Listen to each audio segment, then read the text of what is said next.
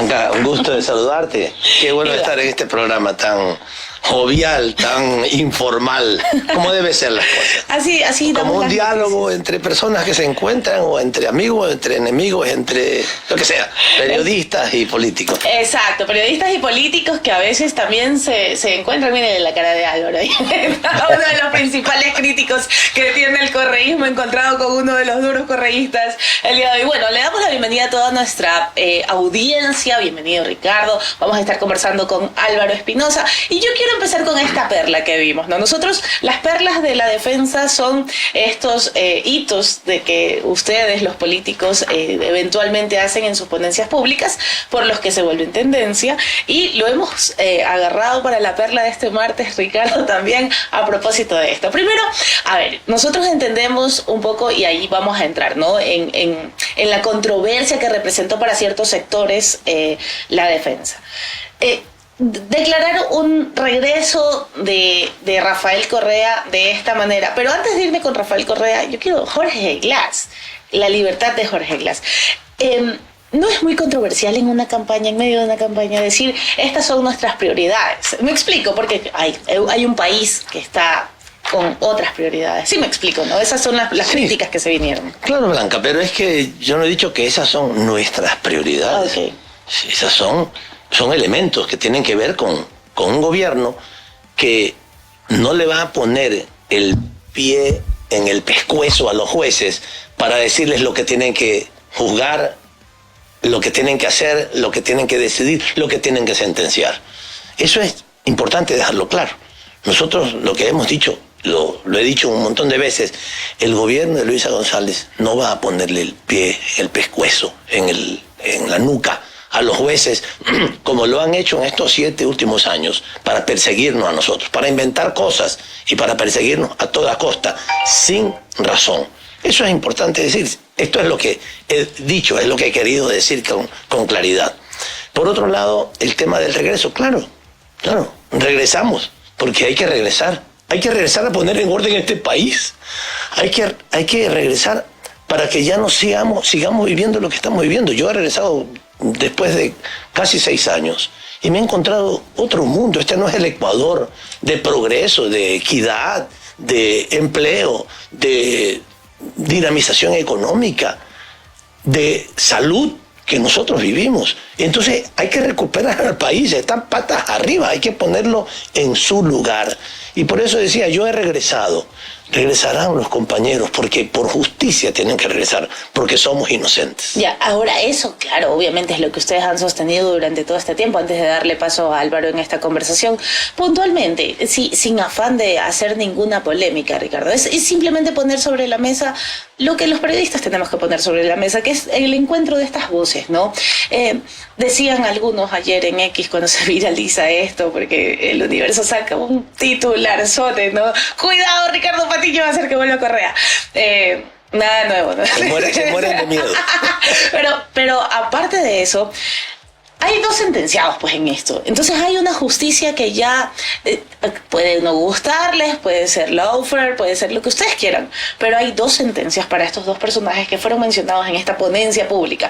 A eso me refiero, a la gente que piensa que Ricardo Patiño, junto con su proyecto político comandado ahora por Luisa González, quieren hacer y deshacer con la justicia, porque ese fue el mensaje que se da, o al menos eso fue lo que leyó, ¿cierto? De ninguna manera, Blanca. Justamente lo que se plantea es que ahora la justicia, con un nuevo gobierno, que no esté presionando como lo acaba de hacer el ministro de Defensa. O sea, el ministro de Defensa no tiene vergüenza para amenazar a una jueza.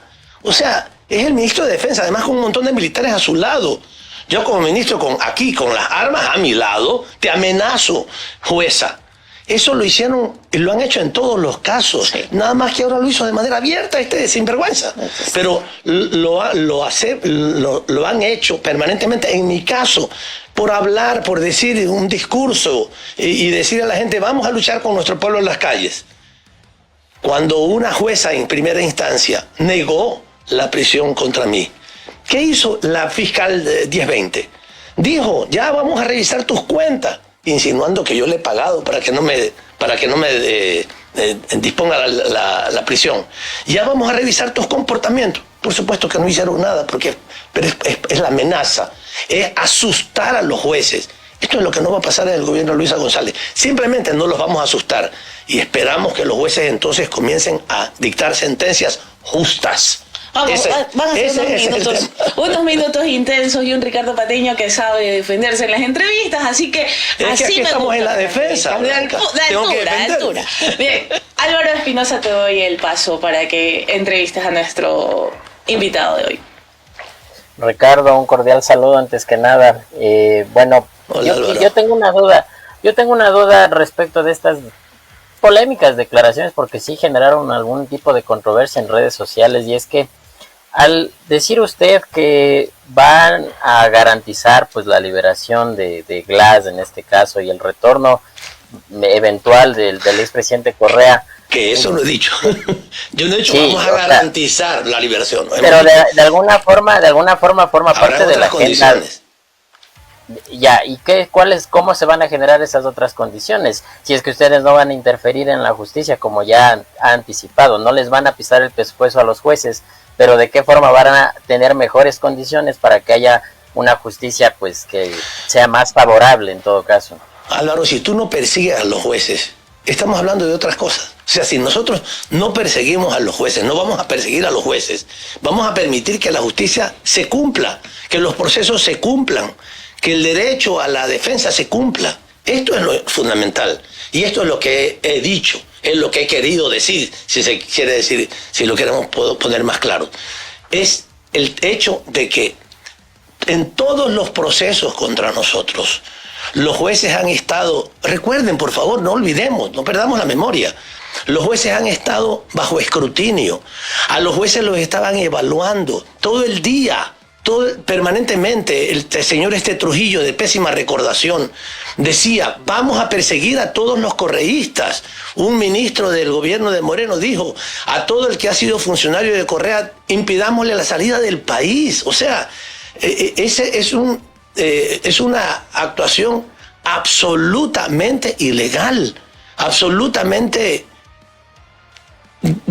digamos, establecida de tal manera que lo que querían era simplemente, tienes aquí una cercanía con el correísmo, eres culpable. ¿Ya? Se inventaron eso. Entonces, esa es la diferencia, y es lo que te quiero decir, Álvaro. Nosotros no hemos dicho, vamos a garantizar el regreso de Correa. No. Cuando haya justicia en este país, y si no es cuando haya justicia en este país, cuando haya justicia a nivel internacional, que normalmente demora mucho. Sí, ahora, Álvaro, ¿tienes otra pregunta? Sí, otra cuestión justamente relacionada a estas mismas declaraciones. Quizá un pronunciamiento en ese sentido puede llenar de expectativa quizá su voto duro, que es alrededor del 25, 30, 35% incluso del electorado a nivel nacional, pero apuntar hacia otros sectores que quizá ustedes deben convencer para que les den el apoyo en las urnas. Una declaración de ese tipo no los está más bien ahuyentando, o quizá no los estaría alejando de un posible respaldo a su opción electoral. Álvaro, sí, yo te voy a plantear, le voy a plantear a los compañeros que te llamen para ver si nos ayudan en el tema de la estrategia electoral, porque puede ser que sea un error estratégico, ¿verdad? Decir la verdad. Puede ser que sea un error, no estratégico, sino para la coyuntura electoral. Nosotros decimos la verdad independientemente. Cuando hablamos de la justicia, cuando hablamos de la inocencia, lo decimos, y tal vez inocentemente, lo decimos en medio de la campaña electoral. Si tú me pides que sea más cauto, voy a ser más cauto. Te agradezco el consejo de verdad, Álvaro. Qué bestia el asesor Álvaro Espinosa. Ahora yo, hablando de campañas, y tengo que aprovechar estos minutitos porque lo tenemos poquito tiempo, o sea, es Ricardo Patiño, tiene que hacer otras cosas, pero aprovechando la campaña, a ver, vamos a hablar de una polémica aparición.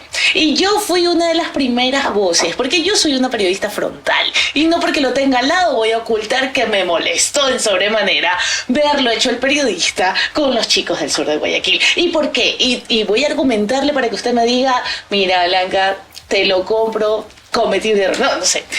Una cosa es ir a hacer presencia como político a un lugar. Y otra, primero usurpar un oficio que es el oficio periodístico. Ricardo, eso fue muy insultante para nosotros, la verdad.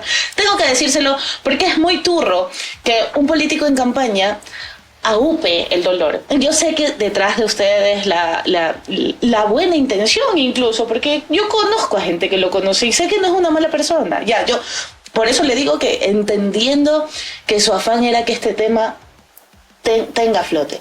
Si eso era el afán, ¿por qué salir ahí como con el micrófono? Yo te estoy entrevistando, yo te doy la voz. No fue campaña, porque fue duramente criticado esos días en un momento difícil de la historia, Ricardo. Sí me explico, ¿no?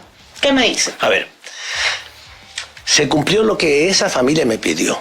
¿Qué le pidió? Esa familia me dijo lo siguiente: han pasado, economista, 12 días desde que nuestros hijos fueron atrapados por militares. Al principio no sabían que había sido por militares, después ya lo supieron rápidamente. Y tenemos denunciando esto en redes sociales, en donde podemos, en algún medio que de repente nos para bola. Y no tenemos una sola respuesta del gobierno sobre el tema. 12, tú sabes lo que es, Blanca, tener a tus hijos, uno de 11 años, otros de 14 y otros 2 de 15, desaparecidos durante tanto tiempo, 12 días. Ya no pueden dormir, no pueden vivir. Por favor, ayúdenos a hacer esto público, que se sepa, que se denuncie, que nos responda el presidente de la República. Eso me pidieron ellos a mí, porque yo estaba en la zona haciendo el trabajo de la pre-campaña electoral, no todavía estábamos en campaña, y justamente una compañera nuestra vivía a 2 cuadras de ellos, y me llevó donde ellos, y ellos me pidieron, por favor, haga público esto. Necesitamos que esto se conozca. Tal vez el haber usado el micrófono, no usarlo, disculpen, periodistas, si me tomé esto, simplemente los compañeros que trabajan conmigo en el tema de TikTok me dijeron, usa el micrófono. ¿Qué les responde entonces a quienes le dijeron que era un populista de lo último a propósito de utilizar este dolor para su pre-campaña? Mira, Blanca, yo soy demasiado conocido como para hacerme conocer, peor con el dolor ajeno. Yo lo que hice fue cumplir el pedido de la familia que me dijo, por favor, economista, que esto se haga público. Y lo cumplimos. ¿Sabes cuántas personas vieron ese video? ¿Cuántas ahora? 1.200.000 personas. Ay. Y en pocas horas lo habían visto 700.000 personas. Tanto así que ese día 21, el 21 que salió este video, en la tarde, 3 ministros de Estado, más el jefe del Comando Conjunto de las Fuerzas Armadas y el comandante de la policía, salieron los 5 a reaccionar porque se dieron cuenta que con mi acción, con mi actuación, con mi denuncia, acompañando a los padres de los menores, las cosas salieron. Y al día siguiente, por primera vez el presidente, casi a los 14 días, salió diciendo alguna tontería, como siempre. Referente a precisamente eso, lo que menos esperaba, usaron esto como politiqueros. Claro, ellos son los que lo politizan. Porque ¿qué es el hecho concreto? El hecho concreto es que desaparecieron a los niños, que los militares los tuvieron en su custodia, que los dejaron, como ellos dicen, abandonados. No dicen abandonados, los liberamos. O sea, como que ellos son los que meten preso y liberan. Los liberamos sanos y salvos a 48 kilómetros de su casa, desnudos y golpeados, como dice el testigo protegido. Ya las cosas tendrán que investigarse en más detalle. Pero todo lo que sí es claro es que no lo dejaron donde tenían que dejarlos, con la policía. Si es que los encontraron, como ellos dicen, delinquiendo. Así es que eso yo quiero dejarlo perfectamente claro. No me arrepiento de haber hecho lo que hice. Lo que hice fue recoger el clamor de los 3 padres, de los familiares, de los chicos. Son 4 niños, pero son 3 familias. Y hice la denuncia que tenía que haber hecho. E insisto, el objetivo que me pidieron los padres se cumplió, de que se conociera el tema. Y que además se haya encontrado a los niños, porque quién sabe si es que el asunto lo seguían tapando como lo estaban tapando, esperaban que pasara Navidad, que pasara Año Nuevo, y después ya el asunto se durmiera. ¿Por qué? Porque eran unos niños negros y pobres. Por eso. Porque si no hubiera sido así, Blanca, tenga la seguridad de que si era un niño de apellido con pedigrí, el presidente de la República en la noche del 8 de diciembre habría estado como loco, con helicópteros, con aviones, con motocicletas, habrían movilizado todo el aparato del Estado, policial y militar, para encontrar a un niño de apellido Pedigrí. No quiero con esto establecer una cuestión de que las personas tienen más valor. Para mí no, para mí todos tienen el mismo valor, pero para alguna gente que es racista, tiene valor. Hay que buscar a un niño si es que el niño es de Pedigrí. Pero si es un niño pobre y negro, no, posiblemente será un delincuente. Déjenlos nomás, ni siquiera respondamos. Muy buenas declaraciones. Vamos a seguir muy brevemente. Tenemos a muy poquitos minutos, Ricardo, de nuevo en el panel. Y ahora quiero precisar temas de coyuntura que son importantísimos. Daniel Noboa ha señalado por el irrespeto a la Constitución, por poner a 2 vicepresidentas por decreto en el marco de casi el mismo periodo, esto que le hace a la vicepresidenta, y ya saltaron constitucionalistas, gente de derecho, a decir que es una afrenta. ¿Cuál es su perspectiva? También como protagonista de un exgobierno, ¿no? Que también... Mira, en parte mucho machismo. No quieren que una mujer sea presidenta de la República, ni siquiera por reemplazo. Ya pasó con la señora Arteaga, que no la dejaron ilegalmente, no la dejaron sustituir a también una acción inconstitucional, ilegal de aquella época. Y ahora no quieren que la señora Abad, porque les cae mal, lo sustituya al presidente de la República. Simplemente eso es. No quieren que sea la señora Verónica Abad, a quien han vejado desde el primer día del gobierno. La han maltratado como les ha dado la gana. Noboa la ha maltratado como le ha dado la gana. Primero con esta locura de decir, vaya a conseguir la paz en el Medio Oriente, por favor. Los más grandes líderes de la humanidad en medio siglo y más no han podido conseguir la paz en Medio Oriente, y es una burla a ella como mujer y como vicepresidenta. Vaya a conseguir la paz en el Medio Oriente. Y después esa tontera de que una directora del Ministerio de Trabajo la suspende 150 días. Bueno, tantas estupideces que ha hecho y tanta ofensa a la mujer y a la vicepresidenta de la República. A mí no me gusta la línea política de la vicepresidenta de la República, tengo que decirte con claridad. Es una persona que no coincide absolutamente en nada con lo que la Revolución Ciudadana... De 10 invitados que llegan a este programa, 9 precisan esas líneas. Pero claro, no estamos de acuerdo con ella, pero el pueblo votó por ella, pues, Blanca, y hay que respetar. Y si tiene que estar un mes reemplazando al presidente Noboa, tiene que estar ese mes reemplazando al presidente Noboa, aunque no les guste. Después él arreglará las cosas que ella le desarregle, si es que es así. En la mañana hice una entrevista a un político, muy brevemente, antes de darle las últimas preguntas a Álvaro, y yo les decía, después de la queja que sigue, ¿quién no está haciendo su trabajo para controlar a Noboa y el irrespeto a la Constitución aquí? ¿Quién tiene que saltar a decir, oiga, presidente, hasta aquí el asunto? Mira, bueno, primero la Asamblea, creo que lo está haciendo. Respecto al tema de la licencia sin sueldo que debería de pedir el presidente Noboa, debe reaccionar el Consejo Nacional Electoral. El Consejo Nacional Electoral es la autoridad electoral. Tiene que decirle, señor Noboa, usted ya no puede seguir ejerciendo sus funciones, porque el artículo 93 del Código de Democracia dice claramente, los dignatarios que opten por la reelección inmediata al mismo cargo deberán, no dice podrán, si están contentos, si están bravos, si están... No, deberán hacer uso de la licencia sin remuneración desde el inicio de la campaña electoral. Y el señor no lo hace. Dice, no, este fin de semana voy a hacer campaña. Después, tal vez el martes, póngame para hacer campaña. No, tienen que tener licencia durante toda la campaña electoral. Y por otro lado, también la Corte Constitucional, que también debería reaccionar ante el hecho de que el presidente de la República resuelve, ya lo reclamó la Asamblea Nacional, resuelve nombrar a sus vicepresidentes como si fuera una cuestión de...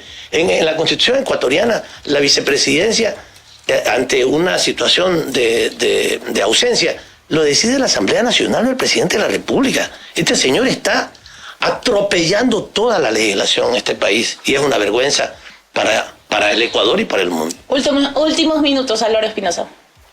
Sí, ahora respecto justamente de este tema de la licencia, el silencio pues del CNE, también la pasividad un poco de la Corte Constitucional, a ustedes a nivel personal, digamos que contendientes directos del presidente, porque aquí hay una clara polarización en estas elecciones, ¿no les genera desconfianza de que los resultados, al margen de todas las vulneraciones que está cometiendo el presidente, que los resultados también se vean comprometidos, que no se respete en realidad la voluntad ciudadana? Claro, Álvaro, que no genera desconfianza. Porque si tú actúas de manera injusta, como está haciéndolo en la práctica el Consejo Nacional Electoral, ilegalmente, cuando no cumples con tu labor, porque esa es la labor del Consejo Nacional Electoral, hacer que las elecciones se desarrollen con equidad, que no haya un desbalance, y por eso está la ley. Y si el Consejo Nacional Electoral no lo hace cumplir, pues te llenas repleto de sospechas de que hay una preferencia por alguien. Y cuando las principales autoridades del Consejo Nacional Electoral, no digo todas, porque hay algunas que se han manifestado claramente en respeto a la ley, pero cuando otras no obligan al cumplimiento de la ley, entonces por supuesto que te genera dudas y muchas sospechas, y entonces tienes que cuidarte muchísimo. Por eso es fundamental que el día de las elecciones no solamente estemos cuidando el conteo de los votos, sino también estemos atentos al manejo de la información que aparezca en los controles, en los registros informáticos, porque nos quedan muchísimas sospechas. Si aquí no se actúa con transparencia y con frontalidad, cuidado el día de las elecciones. Bien, ahí lo tenemos. ¿Qué estaba haciendo antes de venir a ser candidato? ¿A qué se dedicó todo este tiempo? ¿En dónde? ¿En México? Claro. Mira, 1000 conferencias en todos lados con compañeros de México, del partido Morena, del Partido del Trabajo, en reuniones internacionales de todo tipo. He tenido que asistir muchas veces por Zoom, pues, porque la persecución me hacía temer de que pisar aeropuerto dudoso pudiera generar alguna situación conflictiva, pero básicamente por Zoom he estado haciendo básicamente todo ese trabajo. ¿Y cómo así? Y mucho de reflexión sobre lo que fue la Revolución Ciudadana. Mira que hay una enorme simpatía en América Latina y en el mundo por lo que nosotros hicimos en nuestro gobierno, pero también algunas reflexiones autocríticas que hemos comentado con estos compañeros en estos lugares. ¿Y cuáles son los pecados del correísmo? Mirados hacia adentro. Al último momento no, ya con la próxima invitación ahí sí ya, hablamos de las virtudes y de los bien. problemas. Pero le tomo la palabra a la relacionista pública de Ricardo Patiño para que lo traiga de nuevo a hablar de los pecados del correísmo. Importante, ¿cómo así buscar un curul? Porque yo siempre he sido incluso crítico con algunos compañeros nuestros que van a la... Pero no como Ferdinand Álvarez, ¿eh? No, que van a la asamblea y luego no regresan a sus lugares de donde los eligieron. Y yo digo, yo voy a hacer eso. Yo no soy el sustituto del pueblo que me elige. Soy su representante en unos momentos en la asamblea, pero tengo que estar siempre trabajando con ellos. Sí, me interesa mucho. No he sido antes candidato a nada. Bueno, fui hace muchos años candidato a asambleísta, a diputado suplente con Diego Delgado cuando estaba yo en el Partido Socialista hace 30 años. Pero no ejercí más que un día. Pero no he sido candidato así, protagonista como ahora. De tal manera que yo dije, bueno, sí es importante que podamos hacer primero una campaña para motivar a las y los ecuatorianos a revivir este país, a recuperar este país, a ponerlo en su lugar, a ponerlo en orden. Primero, ese mensaje es súper importante. Y en segundo lugar, en la función pública, en la función como asambleísta, también demostrar lo que se debe hacer. Esto es, representar a la gente que vota por ti, no solamente al distrito sur de Guayaquil, de donde yo soy candidato ahora, de la zona sur de la ciudad de Guayaquil, sino al conjunto del país. Pero, además de eso, regresar siempre con la gente. Porque la gente te plantea cosas, tú vas a la asamblea y si te quedas ahí viviendo, alquilas un departamento en Quito, te quedas allí en los cumpleaños de toda la gente y en las reuniones políticas, etcétera, y te olvidas de tu pueblo que te eligió. Yo creo que eso es un gravísimo error, una gravísima falla y no hay que cometerla. Claro. Hay que regresar regularmente. ¿Cómo están? qué cosas nuevas están pasando, qué problemas tienen, qué apoyos necesitan.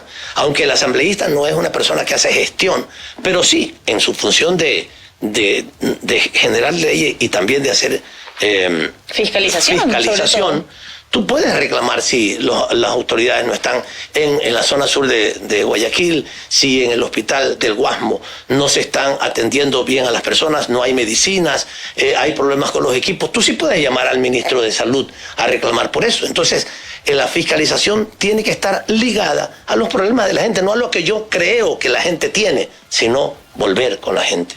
Pues hay esas dos razones principales. La una, como te decía, dar un mensaje de esperanza y de estímulo al recuperar este país, y por otro lado también cumplir una función de un justo representante de la población, que no se convierta en el sustituto de la población, en el que reemplace a la población, sino que la acompañe. Y en esos 4 años me dedicaré a eso.